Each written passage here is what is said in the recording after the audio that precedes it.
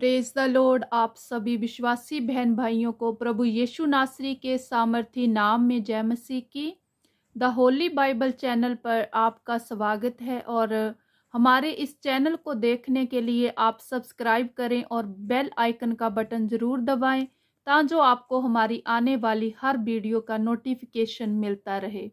सो मेरे प्रिय बहनों और भाइयों, आज मैं आपके सामने रिबका और इसहाक की जो कहानी है वो मैं आपके सामने उनका सारांश लेकर आई हूँ। और ये आप उत्पत्ति अध्याय 24 और 25 में पढ़ सकते हैं। हालेलुया।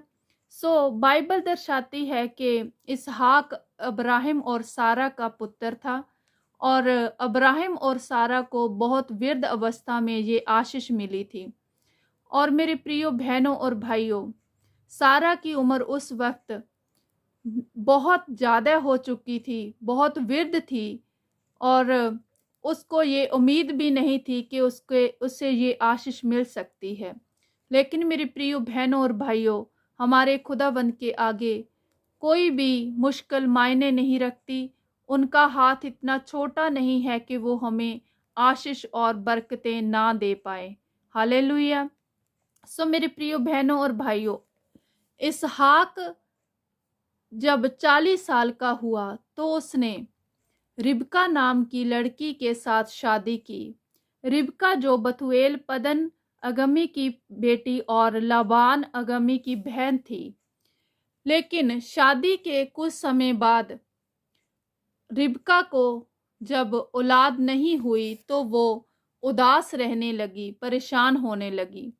जब इसहाक ने उसे इस हालात में देखा तो बाइबल बताती है वचन नंबर 21 उत्पत्ति अध्याय 25 और वचन नंबर 21 में वचन कहता है कि इसहाक ने यहोवा के आगे अपनी पत्नी के लिए प्रार्थना की जो बांझ थी। तो खुदाबंद ने उसकी प्रार्थना को सुना और वो गर्भवती हुई। हालेलुया। सो मेरे प्रिय बहनों और भाइयों, जब आप खुदा से कुछ विश्वास के साथ मांगते हो तो खुदाबंद आपको वो आशीष जरूर देते हैं। आपको इन वचनों पे मनन करना चाहिए।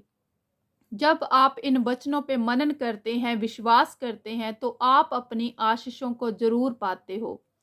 सो मेरे प्रिय बहनों और भाइयों, जब आपके जीवन में कुछ ऐसी बात हो, जब आप परेशान हो जाएं, जब आप सोचें कि अब डॉक्टरों के पास भी इसका कोई हल नहीं है, जब आप सोचें कि अब हमारी उम्र बहुत ज़्यादा हो चुकी है, जब आप सोचें कि हमारी जो कुख है वो बंद हो चुकी है, तो आप खुदा की हजूरी में ज़रूर आएं।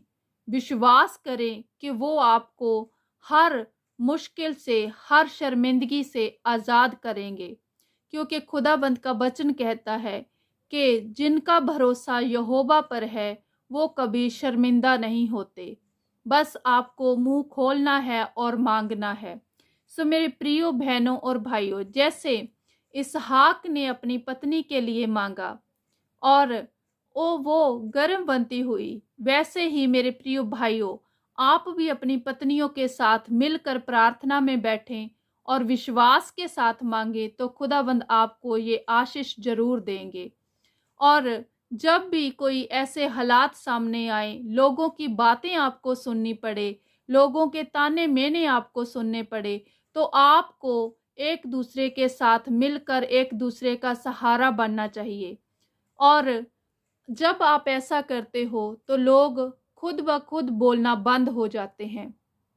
आपको परेशान होकर रोना धोना नहीं है, क्योंकि हमारा जो परमेश्वर है वो इमोशनल नहीं है। उसके सामने आपको हक से मांगना है। लेकिन आप जब अच्छा रिलेशन आपका खुदा के साथ होता है तो आप हक से मांग सकते हो और वो आपको देता है। इसके लिए आपको खुदा के वचनों पे चलना पड़ेगा, खुदा के वचनों पे मनन करना पड़ेगा। आप जब खुदा के वचनों पे हाथ रखकर मनन करके कमांड करते हैं तो वो आपको जरूर देते हैं। खुदा को उनके वचन याद कराएं, प्रार्थना में बैठें, निरंतर प्रार्थना करें तो आप अपनी आशीषें जरूर पाओगे।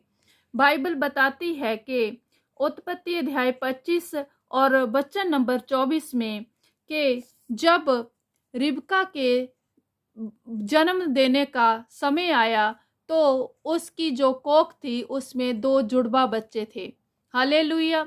देखिए मेरे प्रिय बहनों, वो एक बच्चे के लिए तड़फ रही थी, लेकिन जब खुदा ने उस पे दया की तो उसने 2 बच्चों को जन्म दिया, तो उनकी सारी शर्मिंदगी दूर हुई।